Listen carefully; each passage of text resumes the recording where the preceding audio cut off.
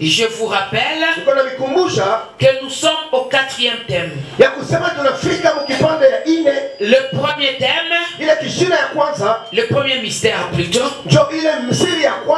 c'était la croix. Sur la croix, la première chose que nous avons constatée, c'est la puissance du pardon. Quel est l'effet du pardon sur la vie d'un homme? Le deuxième mystère, c'est la puissance du salut. Que fait le salut dans la vie d'un chrétien? Le troisième mystère, c'est la puissance de l'amour. L'amour de Dieu. Quel impact pour ta vie? Et le quatrième mystère, c'est la puissance de la réconciliation. C'est un mystère qui est en train d'englober le mystère du pardon. Alléluia. Le mystère du pardon et la restauration. Alléluia. Le sacrement de la réconciliation est basé sur l'amour. Et l'amour amène au pardon. Parce que pour que tu pardonnes quelqu'un, il faut que tu l'aimes. Si tu l'aimes pas, tu ne vas pas le pardonner. Les gens viendront, ils te conseilleront, mais si en toi il n'y a pas de l'amour pour la personne, tu ne vas pas le pardonner. Donc je veux te dire, la réconciliation est en train de réunir les trois premiers mystères qu'on a eu à lire.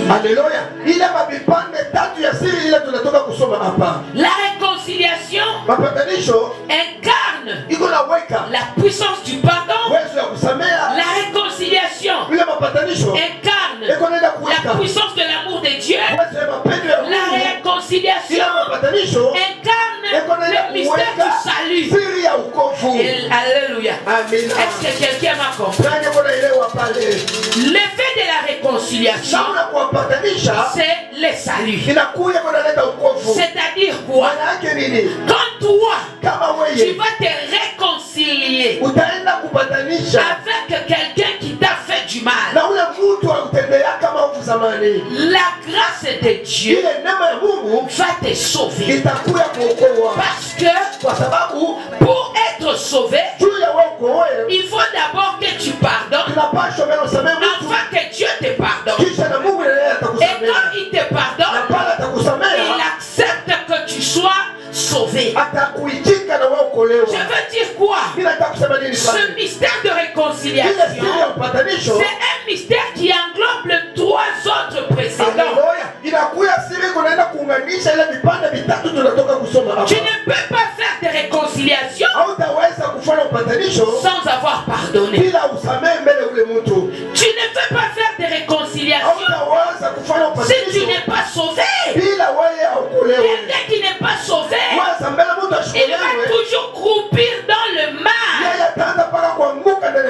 Et pour être sauvé, il faut savoir pardonner. Lorsque tu ne sais pas pardonner, le salut ne sera pas dans ta vie. Jésus n'a pas regardé nos péchés. Mais si on rentre, on va trouver Ève qui avait péché, entraînant Adam. Cela a créé une rupture entre Dieu et les hommes. Ils ont été chassés hors du jardin d'Éden. Alléluia. Pourquoi? Parce que le pardon n'était pas avec eux. Si Dieu les avait pardonnés, il ne les aurait pas chassés. Alléluia. Ils ne les auraient pas chassés parce qu'ils seraient pardonnés et ils allaient rester. Maintenant Jésus, il est venu pour prendre ce qui était jeté hors du paradis et le faire revenir. Et là, c'est le salut de Dieu. Il a pris ces déchets des hommes qui avaient. Il les a nettoyés. Il les a justifiés. Et il les a amenés auprès du Père. C'est le salut. Et pour qu'ils puissent se sacrifier afin que les rejetés puissent revenir à Dieu, il fallait qu'il y ait l'amour. Dieu Jésus-Christ a aimé le monde. C'est ainsi qu'on avait conclu la semaine passée. On avait dit ceci: l'amour de Jésus-Christ pour l'Église est semblable à l'amour de l'homme pour sa femme. Parce que c'est un amour qui fait des sacrifices sans retour. Alléluia. Un homme peut accepter de travailler du 1er au 30 et quand il rentre à la maison, il donne tout l'argent à la femme. Alléluia. Alléluia. C'est cela l'amour que Dieu avait. Il a accepté, lui Jésus, d'être flagellé. Il a accepté d'être humilié. Il a accepté d'être ridiculisé. Il a accepté de se présenter nu devant sa maman pour que moi et toi, nous puissions être sauvés. C'est pour te dire, Jésus t'a aimé pour te réconcilier avec le Père. Il pouvait dire: qu'est-ce que moi je gagne dans tout cela? Qu'est-ce que je gagne dans tout cela? Parce que lui, il a vécu sur la terre. Il n'a jamais connu de péché. Le péché n'a jamais été retrouvé en lui. Autrement dit, il a fait la gloire de son Père. Donc il n'y avait aucune raison qui allait les punir, parce qu'il était lui-même juste et agréable devant les dieux des dieux. Pourquoi? Parce que ce qu'il faisait, c'était pour le bien de son Père. Alléluia. Alléluia. Il part plus loin pour dire la gloire de Dieu pour Jésus n'était pas considérée comme une poire à arracher. Il a exposé son Père dans ses bienfaits. Alléluia. Alléluia. La réconciliation, c'est l'acte par lequel on fait disparaître l'animosité envers quelqu'un qui nous a fait du mal. Alléluia. Envers quelqu'un qui nous a fait du mal. Écoutez, la réconciliation, l'homme qui a fait le mal, il ne va pas attendre que celui auprès de qui il a fait du mal puisse revenir. Lui qui a été victime de ce mal-là, il vient en premier pour accorder quoi? Que Dieu te bénisse.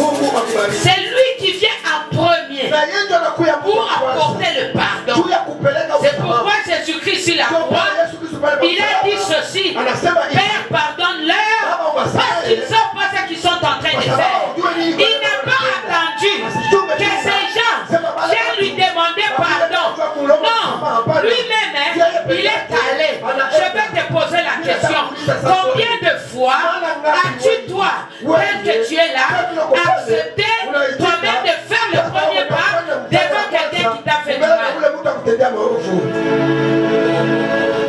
Alléluia. Amen. Combien de fois toi, auprès de qui on a fait du mal, as-tu accepté d'aller voir quelqu'un qui t'a fait du mal pour lui dire mon frère, je te pardonne.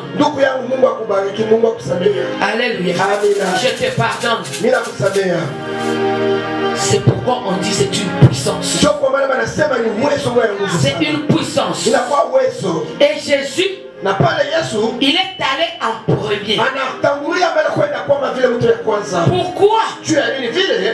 Pour être disposé positivement devant Dieu. Favorablement devant Dieu. J'ai toujours dit, quand deux personnes sont en conflit, tous les deux sont prisonniers de leur conflit.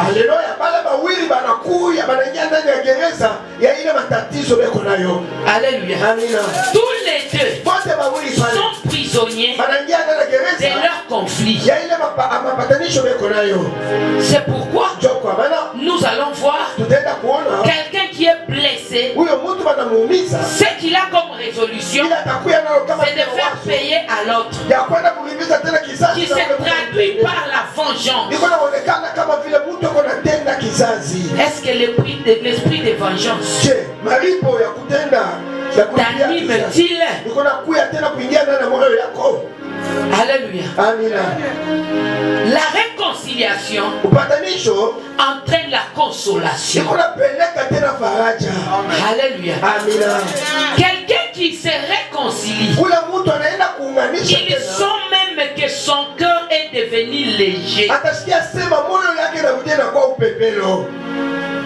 Parce que si tu n'as pas encore oublié, tu n'as pas encore pardonné, là où tu resteras, tu feras de la prière.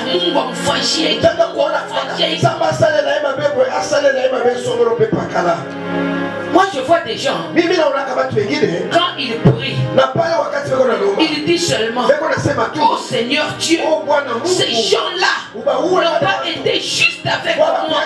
Je veux, oh Dieu, que ton épée les épargne pas. Les TikTok qui nous dit toujours, quand tu pointes quelqu'un comme ça, combien rentre vers toi? Toi c'est un, mais derrière toi il y a combien? Toi tu vois une personne, mais derrière toi tu ne vois pas combien tu as offensé.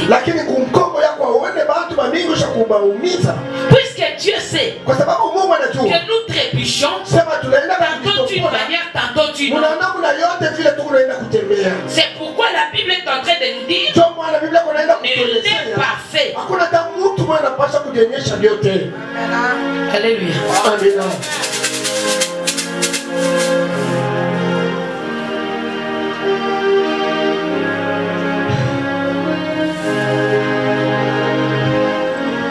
Alléluia. Alléluia. C'est pourquoi quand quelqu'un se réconcilie, même son cœur est dans la consolation. Ce qui était en train de meurtrir en lui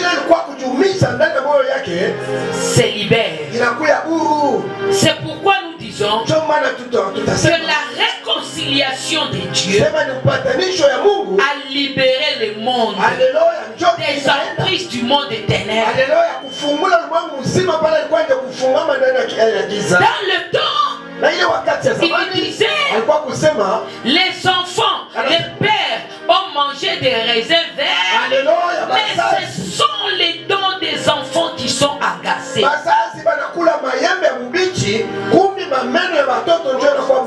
Cela, c'est avant que Jésus n'arrive. Avant que Jésus n'arrive, le péché du Père descendait chez les fils, descendait chez les petits-fils.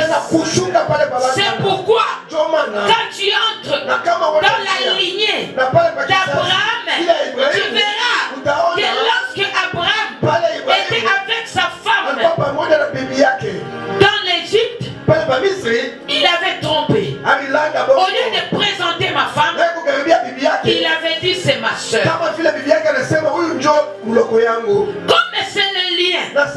qui est en train de suivre.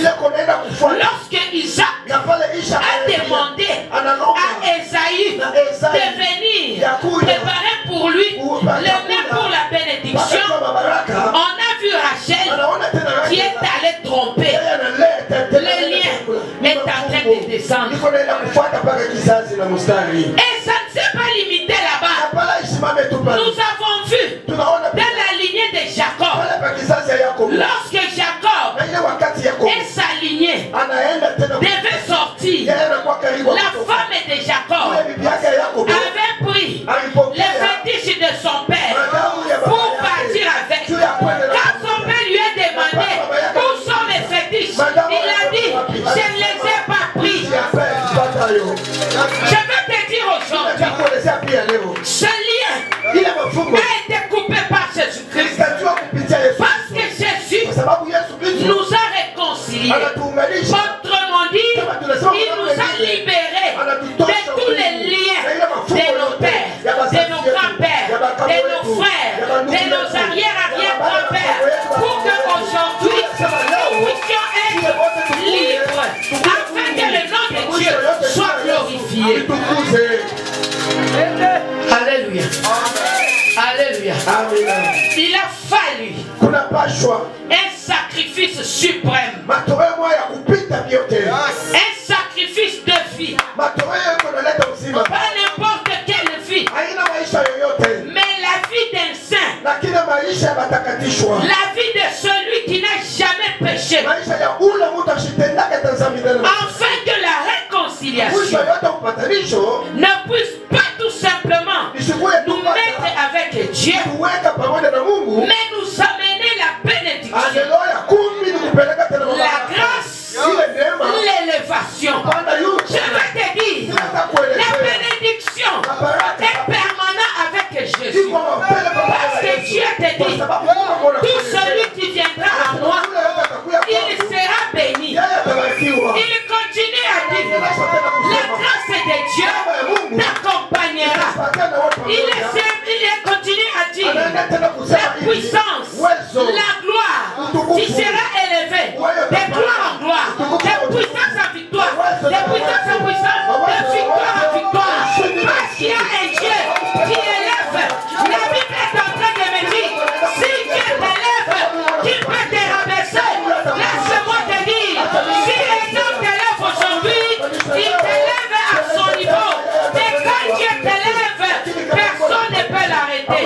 Je veux te dire quoi? Aujourd'hui, tu peux être le protégé d'un gouverneur, mais lorsque le président arrive, il va faire tomber cette mesure. Je veux te dire ceci. Aujourd'hui, tu peux être protégé par le président du Congo, mais lorsque le président des États-Unis arrive, il va le briser. Parce que je te dis, au-dessus des autorités, il y a d'autres autorités. Au-dessus des puissances, il y a d'autres puissances. Mais je sais une chose, il y a un Dieu que j'ai appelé le Tout-Puissant, l'Éternel des armées, le Dieu qui n'a jamais échoué, notre rempart, notre bouclier, celui-là, il n'échoue jamais. Alléluia. Alléluia. La réconciliation est en train d'élever l'humanité. C'est pourquoi, à notre introduction, nous avons parlé du pardon de péché. Alléluia. La Bible dit, Jean-Baptiste, il est venu pour baliser les chemins. Même Jésus, qui était Dieu, ne pouvait jamais agir si l'eau de Jean-Baptiste n'était pas sur ta tête. Il fallait que cette eau qui sera sur sa tête puisse l'épargner du péché de Marie. Alléluia. Marie, elle était sous la condamnation depuis la création parce qu'elle est née d'un homme. Alors, étant donné que Jésus était 100% homme, 100% Dieu, c'est-à-dire en transmettant les gènes de péché de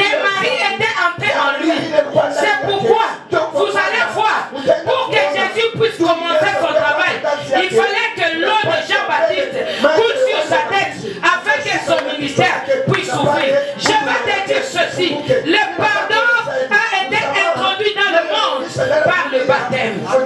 C'est par le baptême que Dieu nous a pardonné nos péchés étaient brisés. Sont en train d'être réparés par la réconciliation. Alléluia. Alléluia.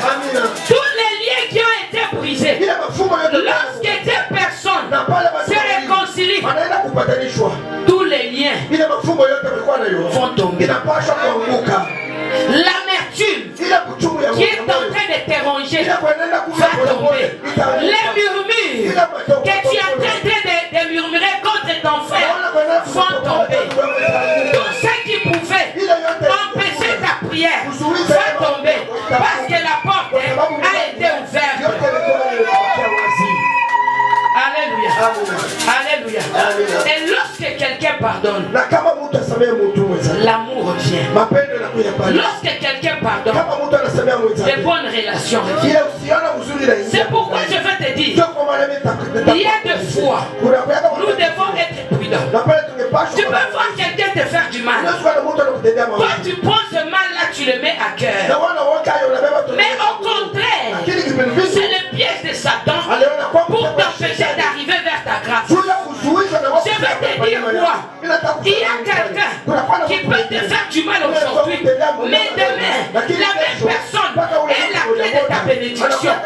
Demain, la même personne t'entraînera dans les grandes choses. Demain, la même personne te bénira. Demain, la même personne t'élèvera. Toujours la personne avec qui tu as eu des conflits. C'est pourquoi en politique on dit vos amis d'aujourd'hui, peut-être vos adversaires de demain. Et on continue à dire vos adversaires de demain peuvent être vos amis aujourd'hui. Vos ennemis d'aujourd'hui peuvent aussi être vos amis de demain. C'est par l'amour. C'est par l'amour. La réconciliation va faire qu'aujourd'hui, Félix peut nommer Martin Fayoulou comme Premier ministre. Alors que hier, c'était deux protagonistes. Mais demain, ils sont obligés de marcher ensemble. La réconciliation permettait à l'ancien régime de nommer quelqu'un de notre parti qui était protagoniste, afin qu'ensemble, ils puissent trouver une bonne solution. Je vais te dire aujourd'hui, lorsque tu vois tes ennemis s'élever devant toi, ne regarde pas tout en mal. Ne regarde pas tout en mal. Dieu peut le provoquer pour qu'il t'amène là où tu dois. Il y a des gens, ils travaillaient ici, son chef le licencie pour que demain, ils soient engagés quelque part à avoir une meilleure vie par rapport à celui qui a fait. Nous voyons toujours, tu entres dans les véhicules, on te dit, toi tu vas rester, tu ne vas pas monter. Les autres qui sont partis font l'accident et ils meurent. Il y a des mal qui peuvent t'arriver, pas pour te faire du mal, mais pour t'amener vers ton destinée. Je vais te dire aujourd'hui, quand la Bible dit, aimez vos ennemis, parce qu'ils savent que vos ennemis peuvent être objet de bénédiction. Je suis en train de parler. Je vais te dire ceci. Pour que Jésus soit objet de notre bénédiction, il fallait qu'un Satan s'interpose. S'il n'y avait pas de Satan, il n'y aurait pas eu de délivrance. Je vais te dire aujourd'hui, il fallait qu'il puisse y avoir un Judas qui s'interpose. S'il n'y aurait pas de Judas, il n'y aurait pas à avoir du salut aujourd'hui. Donc il fallait qu'un Judas puisse être là et qu'il puisse trahir Jésus afin que moi et toi nous soyons réconciliés. Quelqu'un peut dire amen.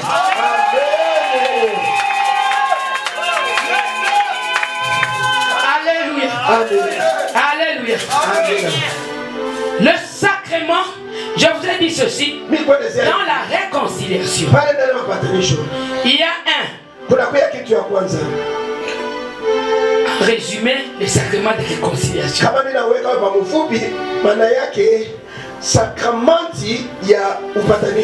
Et puis la réconciliation en général. La réconciliation en général. Alléluia.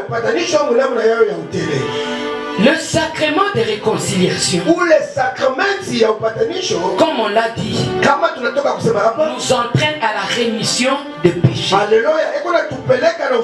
Parce que sans rémission de péché, tu ne seras jamais agréable à Dieu. Alléluia. Alléluia.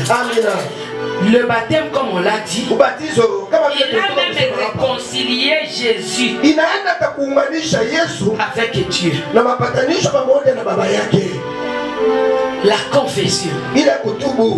La confession. Beaucoup de gens n'acceptent pas la confession. Même quand tu viens dans l'église ici,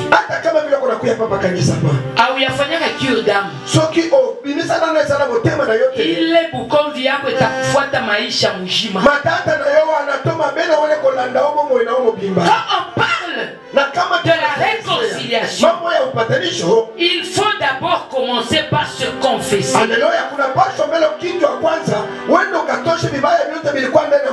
Bible dit, devant ton pasteur, tu ne cacheras rien. Toi, tu viens chaque jour dans cette église. Là, olali, veillez, sali. Kintu kimwanda ni mwako depuis kilikalaka. Tu n'as jamais accepté de le confesser. Je vais te dire, je te donne l'exemple de la musicienne là. La Bible chantait très bien. Elle a eu un succès. À la montagne et partout là elle allait. Et Dieu l'a élevée. Mais elle n'avait pas d'enfant. Elle n'avait pas d'enfant. Elle priait, elle criait. Un jour, un serviteur lui a dit, il y a quelque chose que tu as commis dans ta jeunesse, mais tu n'étais jamais confessé. Alléluia. Je vais te dire, la Bible dit, si tu viens à Dieu, tu es devenu une nouvelle créature. Oui. Mais ce que tu as fait dans le passé, pour que cela ne te réclame pas, tu dois savoir confesser. Alléluia. Tu dois savoir confesser. Et confesser devant ton pasteur, afin qu'il prie pour toi, pour que tu sois libéré. Elle a confessé après des années que j'avais vu un enfant aller vers un puits, je l'ai laissé, l'enfant est tombé, il est. Et toi, tel que tu es là, quel péché t'empêche d'être béni? Quel péché t'empêche d'être béni? Alléluia. Beaucoup de gens n'arrivent pas à être bénis parce qu'ils n'ont pas eu le temps de se confesser. Le péché, quand ça reste en toi, c'est une force pour Satan. Je vais te demander, si on met le caca ici, qu'est-ce qu'on aura comme référence? À part l'odeur, il y aura beaucoup de mouches. Mais quand tu enlèves ce caca, est-ce que les mouches vont rester? Je vais te dire quoi? Le péché que tu as est considéré comme au caca. Même si tu le caches, Satan a sa référence. Les démons ont leur référence. Les sorciers ont leur référence. Ils viendront où? Seulement là-bas. Mais lorsque tu enlèves ça, il n'y a plus de référence. C'est pourquoi Jésus dit, quand tu enlèves ça, dès que tu rentres, c'est propre. Ils viendront encore chercher. La confession. La confession nous entraîne à une pleine réconciliation. Parce que la confession, c'est le premier atout qui t'entraîne à changer. Aussi longtemps que tu ne t'es pas encore repenti, ce que tu fais, c'est nul. Alléluia. Quand on parle sur notre thème maintenant, la réconciliation au sens du mystère, comme on l'a dit, est fondée sur la mort et la résurrection de Jésus. C'est de là que nous avons maintenant parlé. C'est ça notre thème. La réconciliation entre de Jésus qui a commencé par la croix, la tombe et le ciel. On va se mettre debout pour lire notre parole. 2 Corinthiens 5, 18 à 20. Nous allons aussi lire Colossiens 1, 20 à 22. 2 Corinthiens 5, 18 à 20, nous lisons au nom de Jésus. Amen. En tout cela vient de Dieu, et tout cela vient de Dieu, qui nous a réconciliés avec lui par Christ, et qui nous a donné le ministère de la réconciliation. Car Dieu était en Christ, réconciliant le monde avec lui-même, et n'imputa point aux hommes leurs offenses, et il a mis en nous la parole de la réconciliation. Nous faisons donc les fonctions d'ambassadeur pour Christ, comme si Dieu exhortait par nous, vous en supplions au nom de Christ, soyez réconciliés avec Dieu. Amen. Amen. Et Colossiens, Colossiens 1, Colossiens 1, 20 à 22, nous lisons au nom de Jésus. Amen. Il a voulu par lui réconcilier tout avec lui-même,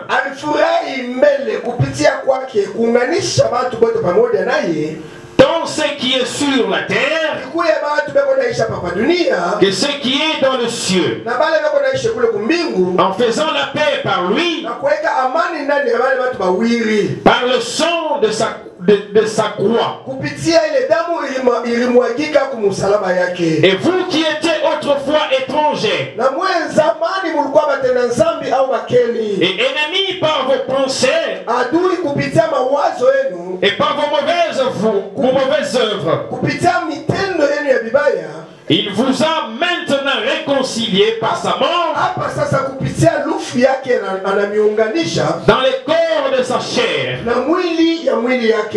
pour vous faire paraître devant lui saint,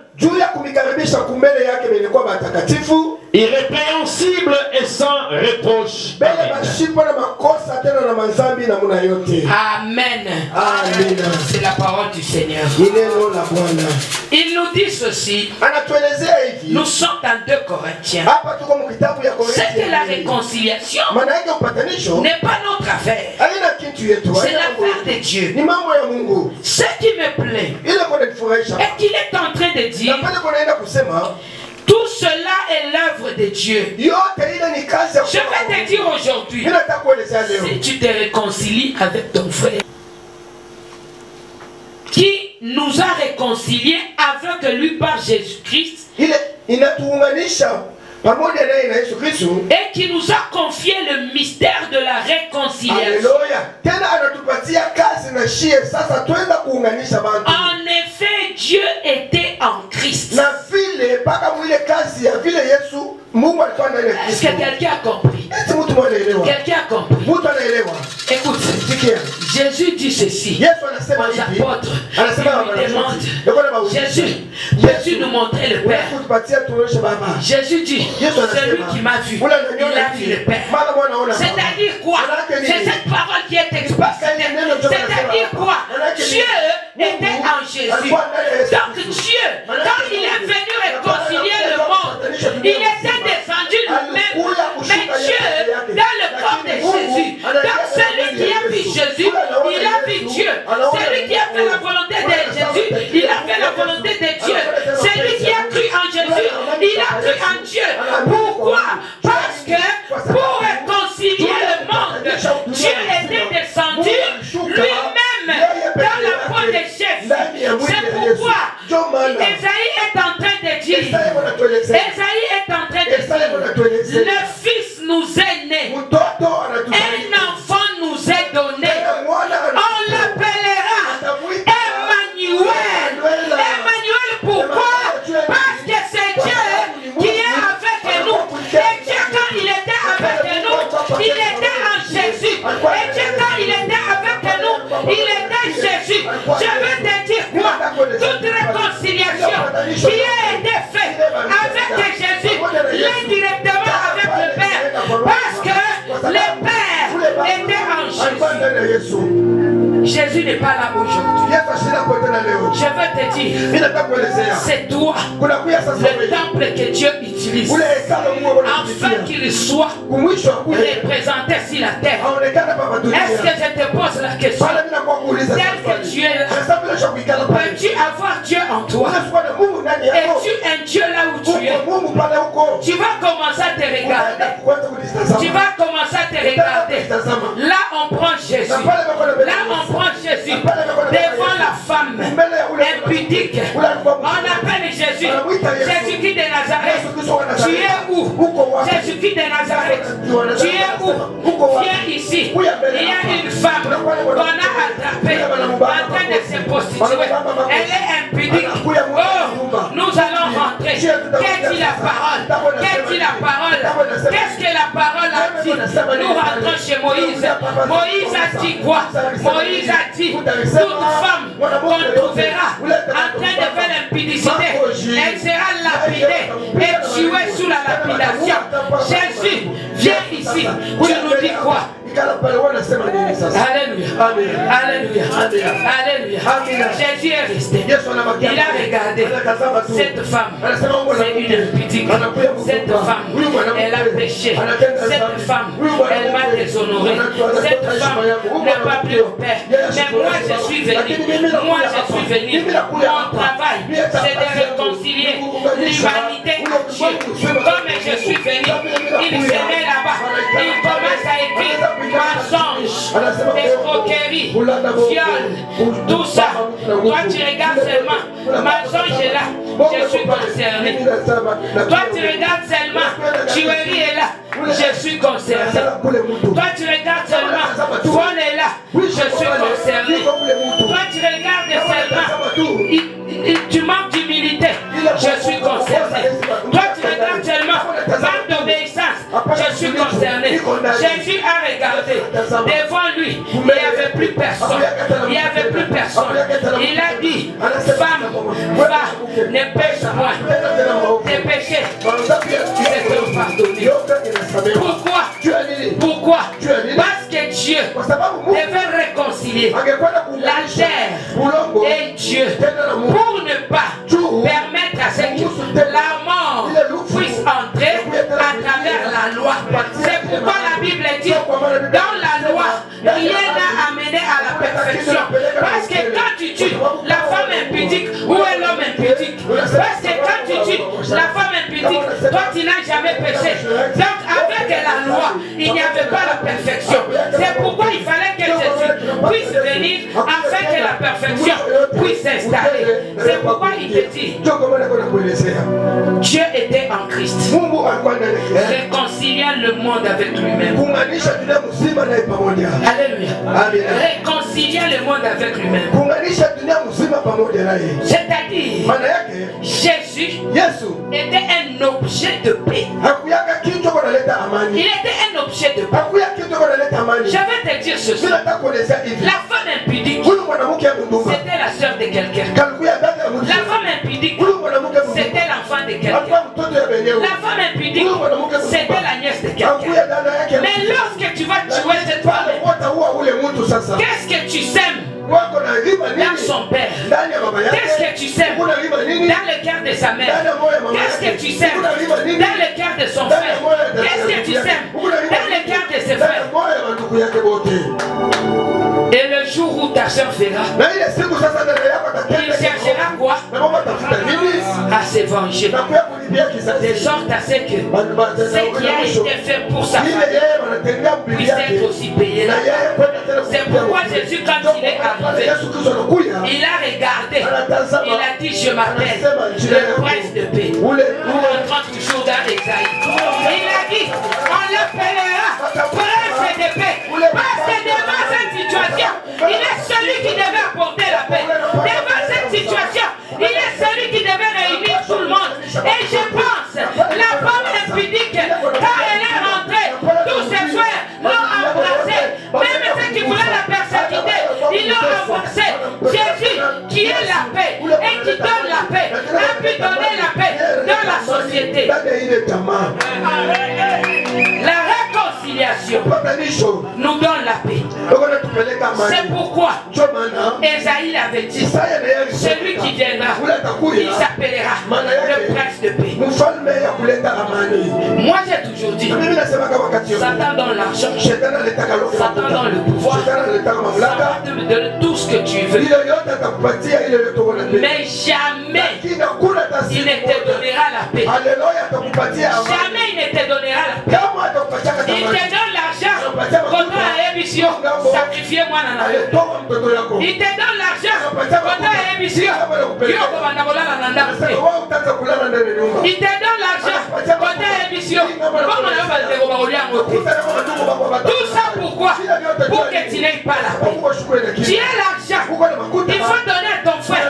Si tu donnes de l'argent à ton frère mourra. Donc tu vas voir, l'enfant qui est en train de souffrir, il manque à manger, il est en train de demander. Toi tu as l'argent, tu ne sais pas donner, et en toi tu n'auras jamais la paix. Alléluia. Il n'y a que lui seul qui donne la paix à nous réconcilier avec le monde. Nous allons lire Ephésiens 2, 14 à 17.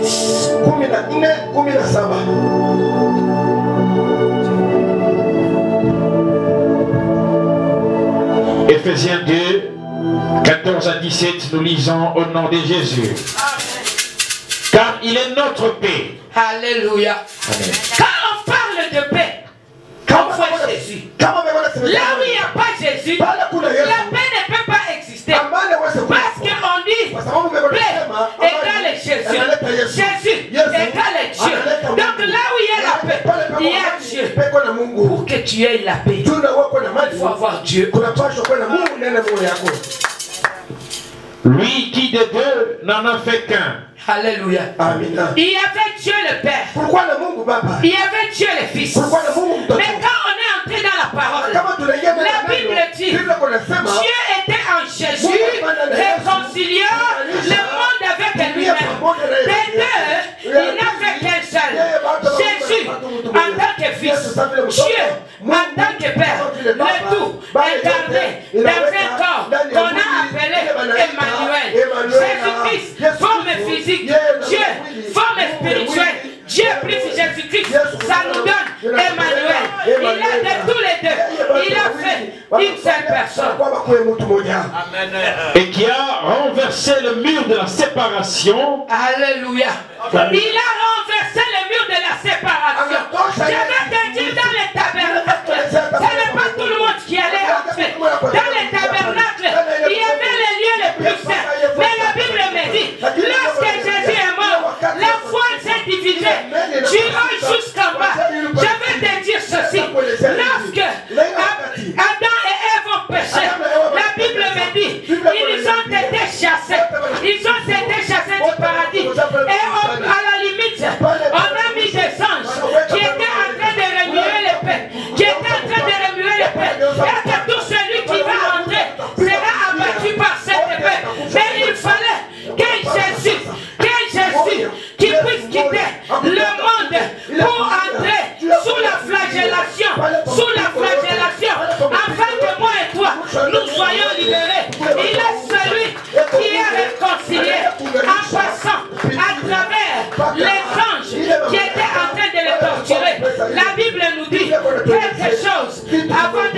physique, il est d'abord spirituel. Tout ce que tu vois, avant que ça puisse se matérialiser, c'est spirituel. Si les plans physiques, on a vu Jésus flagellé, mais si les plans spirituels, il y avait les chérubins qui étaient en train de protéger le paradis, qui étaient en train de frapper Jésus, afin de l'empêcher. Mais cela ne l'a pas empêché. Alléluia. Ayant anéanti par sa chair la loi des ordonnances. Alléluia. Alléluia. Qu'est-ce disait la loi? Qu'est-ce disait la loi? La loi nous a condamnés. La loi nous a condamnés. Le péché qui était en nous nous condamnait. Nous allons mourir. Nous allons être enterrés. C'était ça la loi. L'âme qui pêche, c'est l'âme qui mourra. Ça c'est la loi qui le dit. Ça c'est la loi qui le dit. Mais quand lui est venu, il a dit, par la réconciliation, tu auras la vie et la vie en abondance. Je vais te dire, la Bible te laisse un espace de réconciliation pour que tu puisses entrer dans ta grâce et posséder ta bénédiction avec Dieu. Afin de créer en lui-même avec deux un seul homme nouveau, en établissant la paix. Alléluia. Alléluia. Il dit, afin de créer en lui-même un seul homme en établissant la paix. Jésus quand il est venu, il a accepté les limites qu'il y avait entre ceux qui étaient chassés du paradis et ceux qui étaient dans le paradis, de les vaincre, afin que toi et moi, si nous mourons, nous aurons la vie et la vie éternelle. La Bible dit, celui qui croit en moi ne mourra pas.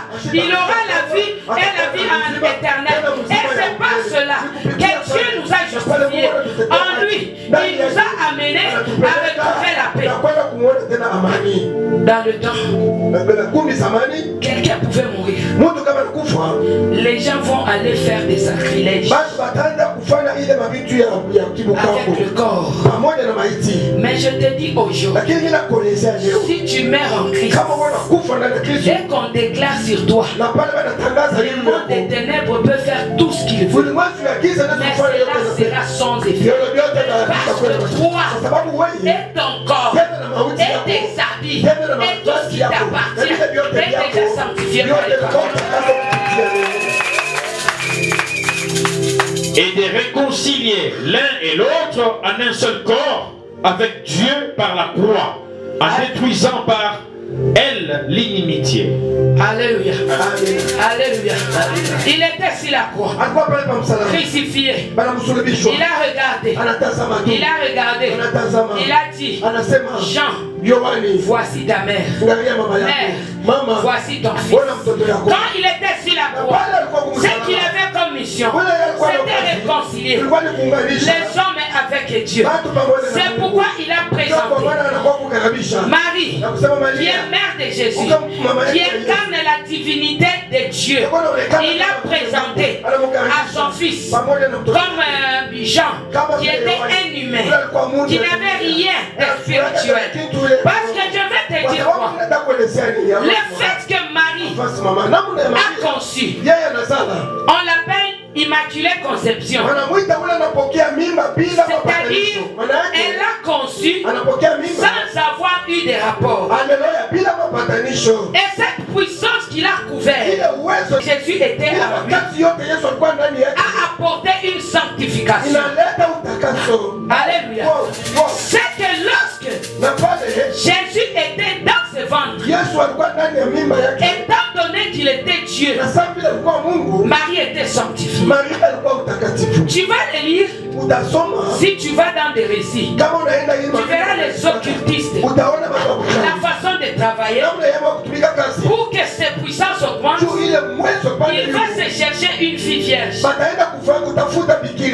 pour que sa justification puisse enlever une partie de ses péchés. Je vais te dire quoi? Ces malédictions se transmettent. Parce que là où il y a plus de 10 et 0, lorsque ça s'accouple, ça donne combien? Pour que ça soit équilibré, ça donne 5. Et pour que ça donne 5, 10. Père des 5 et celui qui a 0 puisse gagner 5 pour que cela soit l'équilibre. Et c'est ça que Dieu a fait. Alléluia.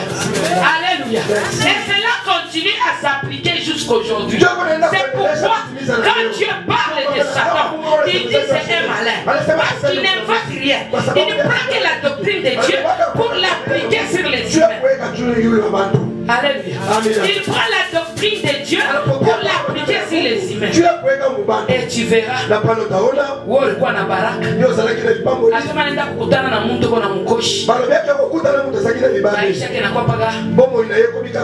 Et c'est vrai. C'est pourquoi on a toujours dit, quand tu vas chercher une femme ou un mari, il faut y parce qu'il y a des hommes qui sont la porte de l'enfer.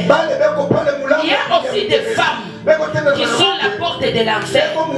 Il y a aussi des femmes qui sont la porte de la bénédiction. Il y a aussi des hommes qui sont la porte de la bénédiction. Alors pour que toi, qui es au-dessus, tu puisses récupérer quelqu'un qui est dans l'eau, il faut que tu sois plus fort que lui, afin que celui qui est en bas ne puisse pas t'entraîner. Il y a un phénomène qui se passe.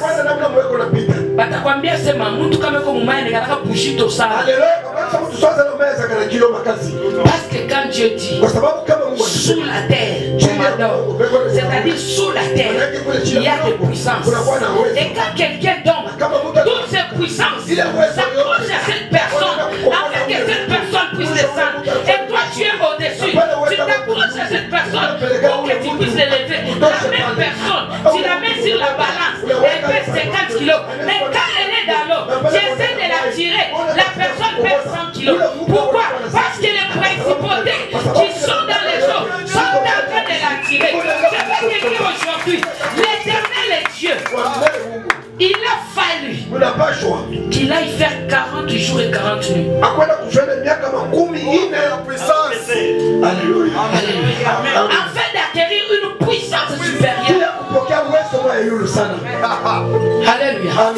Afin d'acquérir une puissance supérieure. Dans le cas contraire, Dieu avait dit de tous ceux-là qui ont envoyé sur la terre, personne n'a réussi convenablement la mission.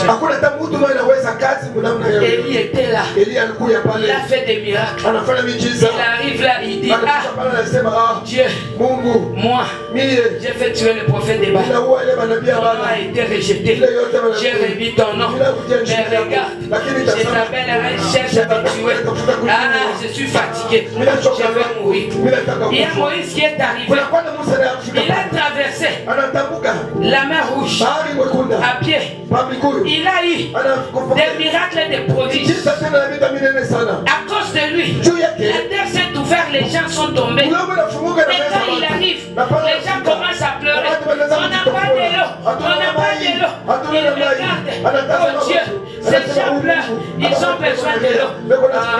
Quelqu'un peut dire amen. Quand il est calé là-bas, Dieu il a dit, parle à ces rochers et il y aura de l'eau. Lui il est arrivé, il a pris son bâton, il a frappé, il a dit sortirez-vous de l'eau de ces rochers. Laisse-moi te dire, laisse-moi te dire, laisse-moi te dire,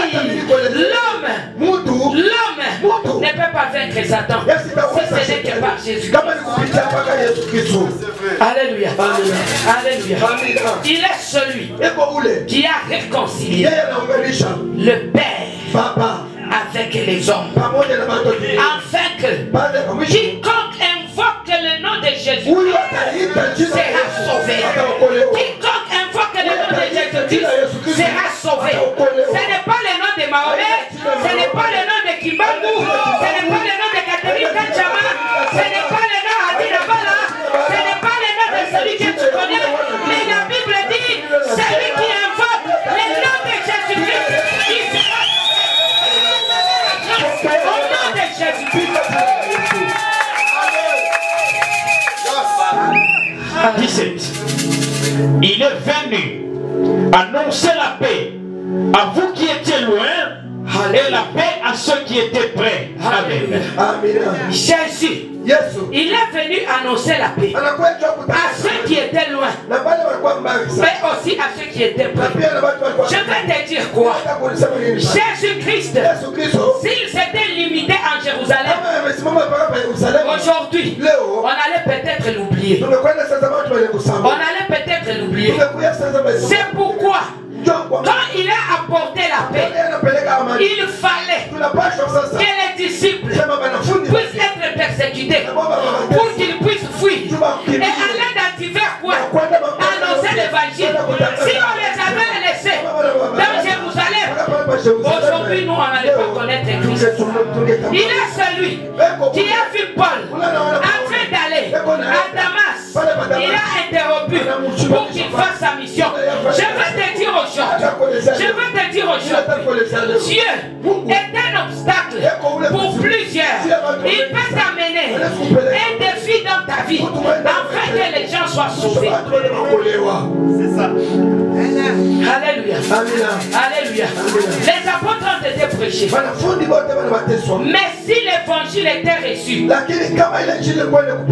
au niveau de Jérusalem, nous on n'aurait pas en être. Il fallait que ces portions qu'il avait données dans ses serviteurs puissent se répandre. Il y a ceux qui sont rentrés en Éthiopie. Il y a ceux qui sont allés en Europe.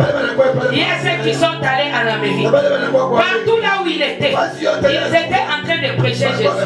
Et la parole s'est répandue. Je vais te dire aujourd'hui, les problèmes que tu as, ce n'est pas l'œuvre de Satan. Les problèmes que tu as, ce n'est pas l'œuvre des sorciers. Les problèmes que tu as, ce n'est pas l'œuvre des démons. Mais Dieu est en train d'établir, d'accomplir, de te justifier à travers le combat que tu as.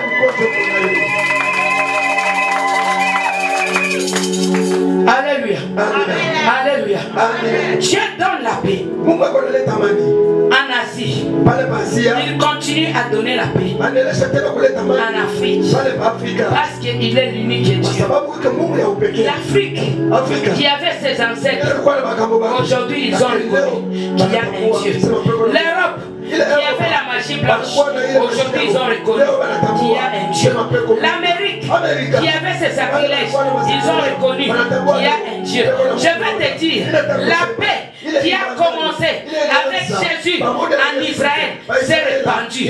C'est pourquoi la Bible dit ceci: malheur, malheur à Jérusalem, parce qu'il n'a pas connu le temps de sa visitation. Lorsque Jésus l'avait dit, il n'y avait pas Netanyahou pour combattre, il n'existait pas encore. Mais comme c'est la parole, elle devait s'accomplir. Aujourd'hui, Israël toujours en conflit, Israël toujours des difficultés. Pourquoi? Parce qu'il a été dit, la grâce qui a été destinée aux enfants d'Israël a été rejetée. Maintenant, c'est nous, les non-juifs, qui en sont bénéficiaires. Ah, quelqu'un peut dire amen. Quelqu'un peut dire amen. Quelqu'un peut dire amen. Je vois Jésus qui est en train de se déplacer dans la ville de Jérusalem. Lui qui est le prince de paix. Mais malgré qu'il se déplace là, aujourd'hui, Jérusalem est en pleurs. Moi et toi aujourd'hui, nous sommes en train d'élever son nom. Que Dieu soit béni.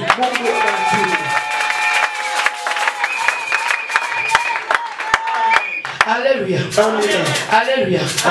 Quand on parle de la réconciliation, nous voyons aussi l'état de chacun de nous. Quelqu'un peut venir, il demande que vous puissiez vous réconcilier. Mais quand tu es en train de parler, c'est comme si tu ne regrettes pas. Quand tu as fait du mal, l'attitude que tu as devant Dieu, elle est en train de compter. Je vais te dire aujourd'hui, sur la croix de Jésus, qu'est-ce qui a été écrit? Alléluia. Qu'est-ce qui a été écrit? Alléluia. Est-ce qu'on a écrit Jésus-Christ et Satan? On a connu que Jésus-Christ est roi des Juifs, est-ce qu'un roi on peut le lapider? Est-ce qu'un roi on peut l'amener à la croix? Est-ce qu'un roi on peut l'humilier? Mais Dieu, il a fait d'eux-mêmes victimes de leurs propres œuvres. Mais malgré ça, comme c'était écrit au ciel, Dieu a pris acte. Je vais te dire, même si ils ont écrit que Jésus-Christ soit de Juifs, dans leur intention, c'était une intention de mourir. Et c'est pourquoi ils ont été bénis. Est-ce que toi, quand tu es là, lorsque tu fais la réconciliation, est-ce que ton cœur est-il disposé?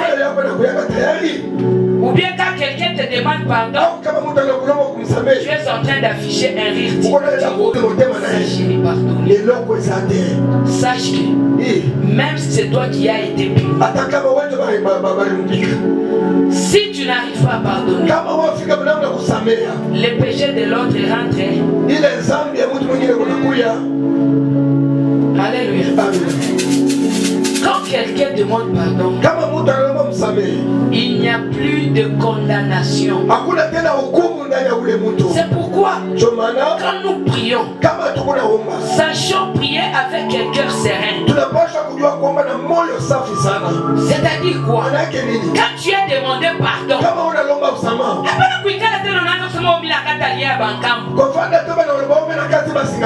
parce que quand tu as demandé pardon, Jésus a dit tes péchés te sont pardonnés. Quand Dieu a absous tes péchés, le premier problème que nous avons sur la terre, c'est de ne pas savoir enlever ce péché en nous après avoir demandé. Quelqu'un peut demander pardon. Il peut prier très bien. Il peut aller même auprès de celui qui l'a offensé. Il demande pardon. Mais demain ou après demain, s'il y a un problème,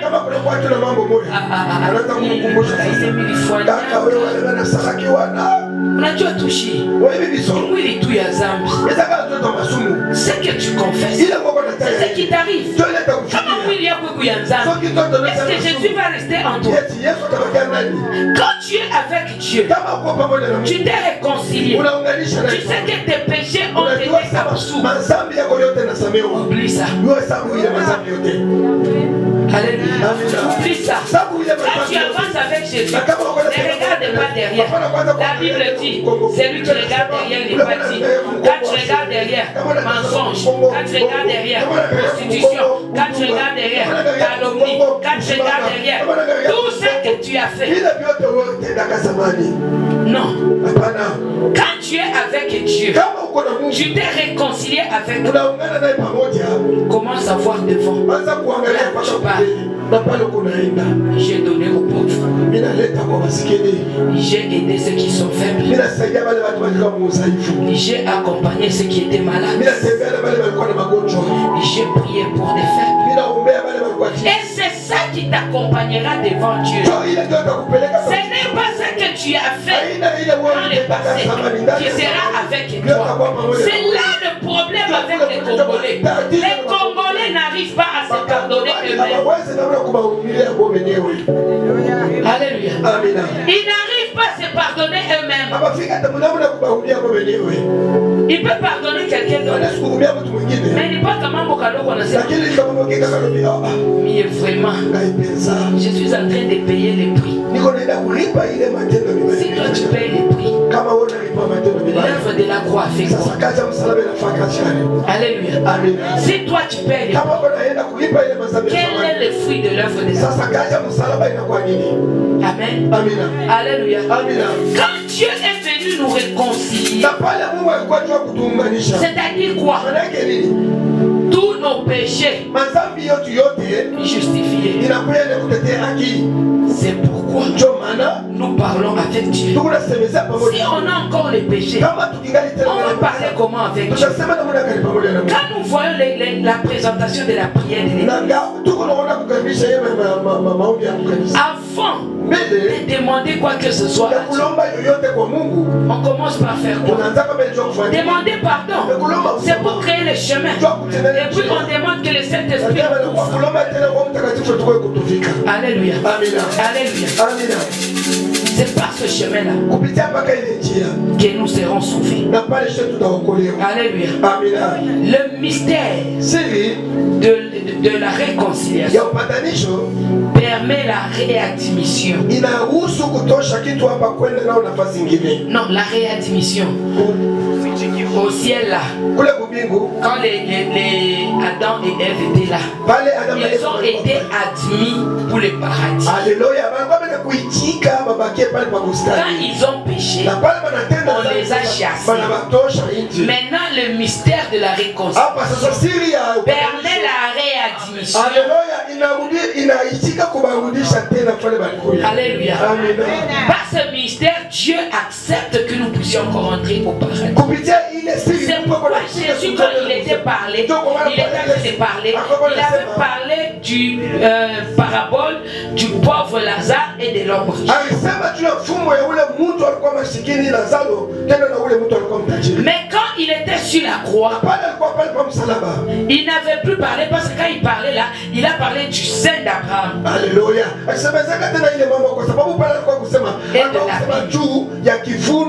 Mais quand il était sur la croix, il n'a plus parlé du sein d'Abraham, mais il a parlé du paradis. Il a dit, Lazare qui était pauvre, il était mort, il a été enterré, il est allé dans le sein d'Abraham. Mais quand il parle du bandit, il est en train de dire ceci: le bandit, avec moi, tu seras avec moi au paradis. Non pas dans le sein d'Abraham. C'est pour dire que le paradis qui nous a été fermé par Jésus-Christ, le paradis nous a été ouvert. Et maintenant, si tu meurs, tu vas au paradis, tu ne vas pas aller dans le sein d'Abraham. C'est pourquoi on parle de la réadmission dans le paradis. Nous qui étions rejetés par Jésus-Christ, nous avons été récupérés. Cause pour laquelle chaque fois que nous prenons la scène infernale, quand Jésus est venu, il a arrêté ça. Alléluia. Ainsi, Dieu a rétabli la relation qui était brisée. On va lire Genèse 3:6.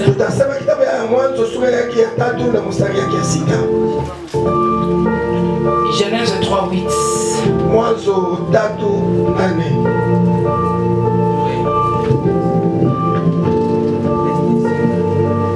Genèse 3, le 8e verset, nous lisons au nom de Jésus.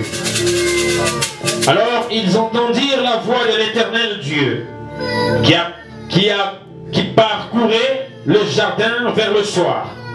Et l'homme et sa femme se cachèrent loin de la face de l'Éternel Dieu, au milieu des arbres du jardin. Amen.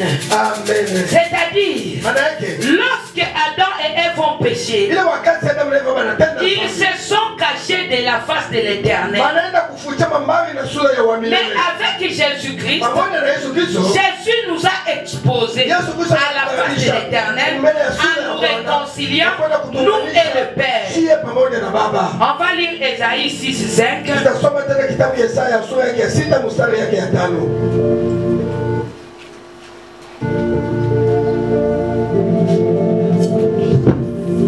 Ésaïe, le 6e chapitre, le 5e verset, nous lisons au nom de Jésus.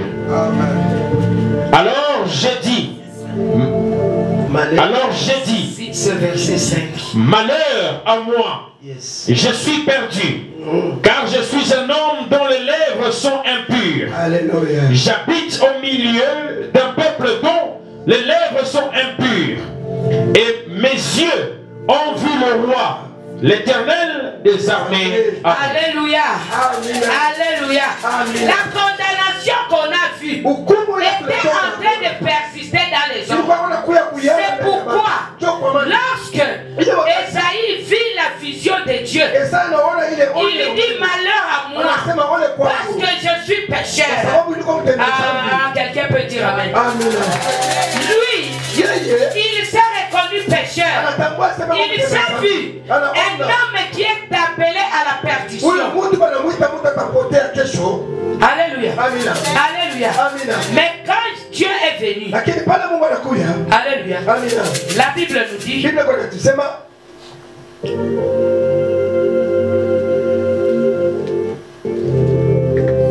alors l'un des êtres à forme de serpent vola vers moi.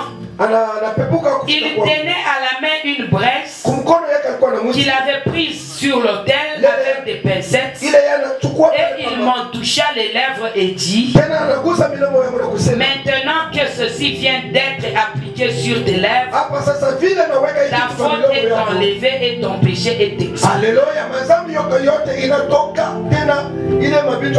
En nous avons cette culture de condamnation. C'est la même chose que Jésus avait fait. Il a dit, femme, vas-y, tes péchés sont pardonnés. De la même façon, lorsque Dieu parla à Esaïe, la Bible dit, il prend une braise de feu, il met à sa bouche, il dit, tes péchés sont expiés. Et quand tu regardes les restants des récits d'Esaïe, il ne parle plus de ses péchés, parce qu'il reconnaît que Dieu l'a justifié. Je veux qu'aujourd'hui, tu puisses reconnaître qu'il y a un Dieu qui t'a justifié. Jacob et Esaïe. Jacob avait volé la bénédiction. Et quand il était rentré, il a demandé pardon. Prends même tout ce qui m'a apporté, afin que tu puisses me pardonner. On est dans Genèse 27, 41 à 45.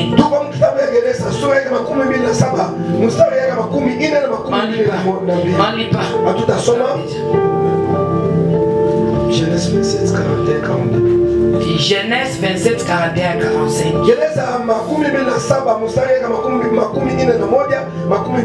Nous allons lire. Lorsque Jésus était sur la croix, nous allons lire Romains 5,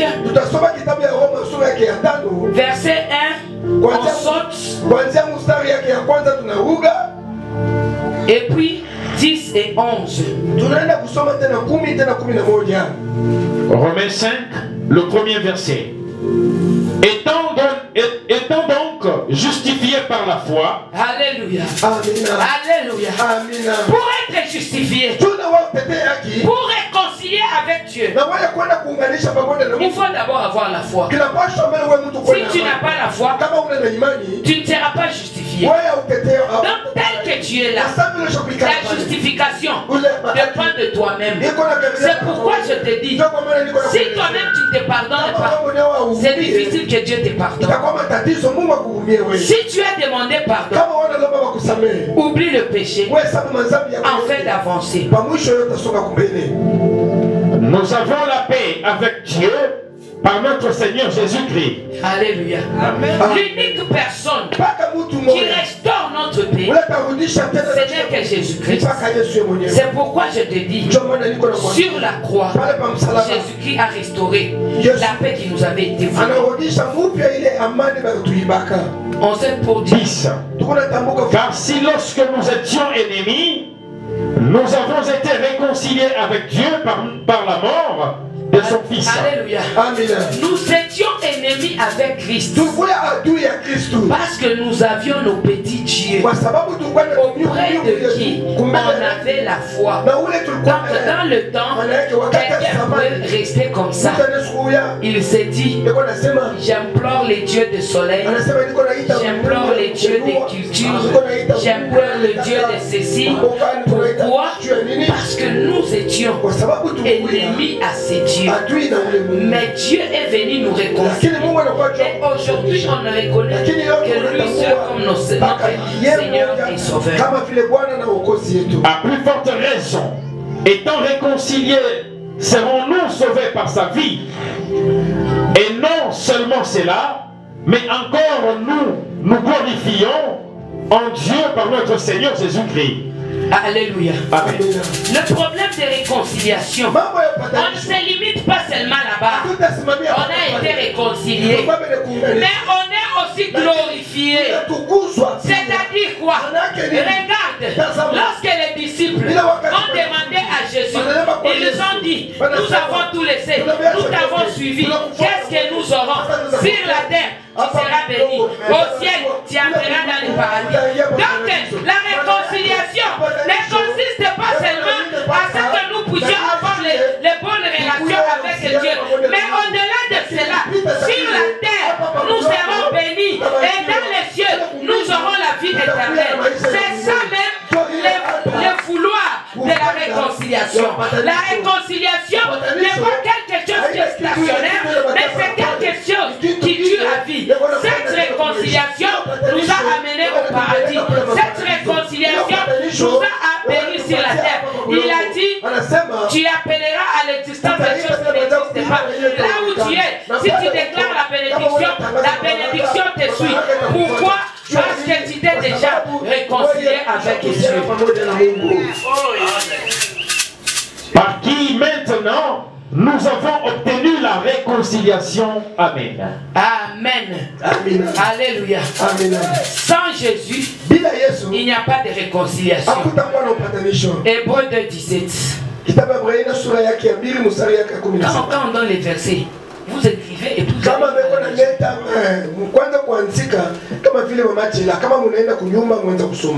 c'est ça. Hébreux 2, le 17e verset, nous lisons au nom de Jésus. Amen. En conséquence, il a dû être rendu semblable en toutes choses à ses frères, afin qu'il fût un souverain sacrificateur, miséricordieux et fidèle dans le service de Dieu, pour faire l'expiation des péchés du peuple. Amen. Amen. Écoutez, si Jésus n'était pas descendu, est-ce que Jésus n'était pas donné à ta vaincre ma impudicité, ma cupidité, à ta vaincre. Les gens pouvaient dire, il dit ça puisqu'il est Dieu. Mais il fallait qu'il soit sur la terre, qu'il sache la pression ici. C'est pourquoi Dieu, il s'est fait un corps. Il est descendu sur terre. Il a oublié sa divinité. Parce que sur la terre, il mangeait. Sur la terre, il avait soif. Sur la terre, il pouvait se comporter comme toute personne.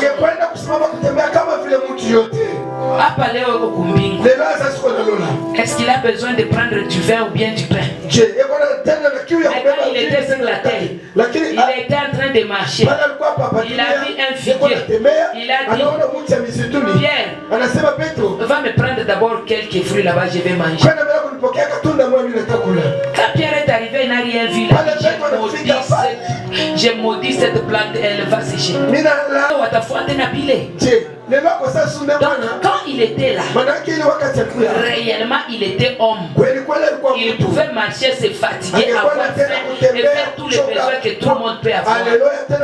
C'est pourquoi la Bible dit il fallait qu'il soit un homme pour que dans cet homme il puisse vaincre afin de nous amener nous à l'expiation des péchés.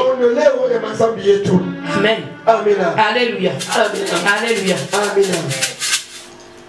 Nous allons lire Jean 17:11. À la maison, vous allez lire aussi 22 jusqu'à 25.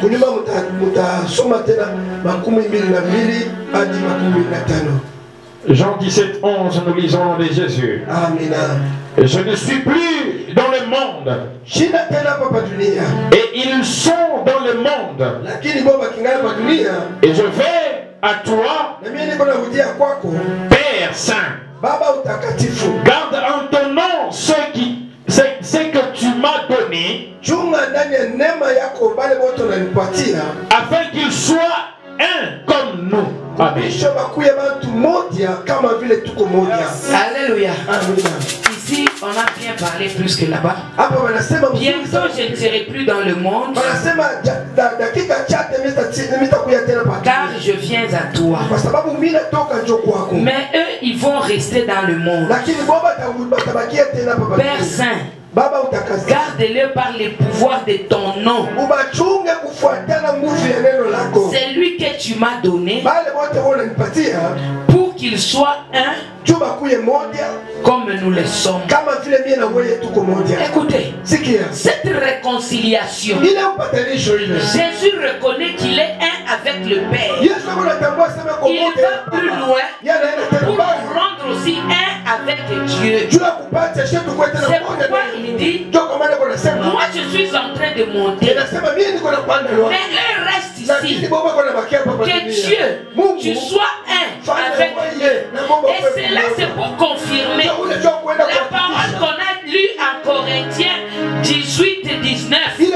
Là où on nous dit, Dieu était en Christ. Mais le Christ, quand il parle, il dit, Dieu soit en eux. Donc comme moi et toi on retient un, maintenant toi sois un avec ce peuple. C'est-à-dire le pouvoir qui a été donné à Jésus nous a été directement accordé par la prière que Jésus avait fait. Parce que Jésus avait dit, Père, je sais que tout ce que je te demande, tu m'as toujours donné. C'est-à-dire cette prière que Jésus a fait, Dieu l'a pris en considération. C'est pourquoi moi et toi, nous avons des démons, nous avons fukusha démons. Est-ce que on a mon pita chetani? Alléluia. Alléluia. C'est parce que c'est Dieu là. À chaque fois moi, Satan a tenu un pouvoir. Le jour où l'homme comprendra cela, attendra kulala sans panique. Alléluia. Alléluia. Les jours où tu comprendras que Jésus payait quoi il a voulu kumbia. Alilomba babake kintu kimoja. Na kile kintu kisha kufika. Alléluia. C'est ici. Baba africain a évolué. Parce que pour la plupart, mais qu'on a croire plus mon démon. Démon est là, oui. Sorcier est là, oui. Satan est là, oui. Occultisme est là, oui. Mais je sais une chose, ils ne sont pas plus forts que les dieux qui est en moi. Et c'est fini. Est-ce que je ne vais pas te justifier? Ils existent, ils travaillent, mais ils ne sont pas plus forts que le Dieu qui est en moi. Christ à moi. Alléluia. Alléluia. Que Dieu vous bénisse. Nous allons noter Galates 3:28. Colossiens 3:11. Actes des apôtres 2:44 à 45. Pour que l'homme soit agréable à Dieu, il doit être livré à son maître. Il doit être esclave à son maître. Car sans Dieu, l'homme n'est jamais agréable. C'est pourquoi Jésus a dit, comme tu étais un avec moi, sois aussi un avec eux, afin que tu dictes en eux la condition d'agréabilité. Alléluia. Alléluia. Que Dieu vous bénisse.